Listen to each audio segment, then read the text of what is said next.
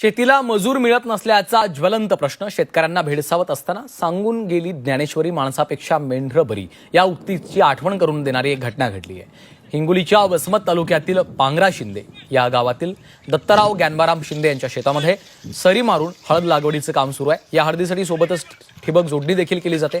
भर दुपारी अर्धा एकर रानात ठिबक अंथरून थकून झाडाच्या सावलीला बसलेल्या दत्तराव शिंदे यांचा थकवा दूर करणारी घटना त्यांनी बघितली।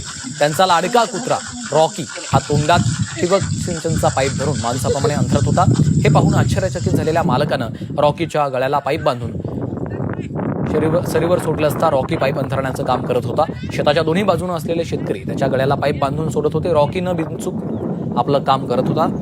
तब्बल अर्ध्या एकरवरचा पाईप रॉकीनं अर्ध्या तासात अंथरून दिला आणि याचा व्हिडिओ शेतमालकानं सोशल मीडियावर शेअर केलेला आहे। समाज माध्यमांवर रॉकीचं आता जोरदार कौतुक होतंय। रॉकी हा खूप आज्ञाधारक असून मालकाचं अनेक काम ऐकतो असं देखील आता बोललं जातं। इथं धरा.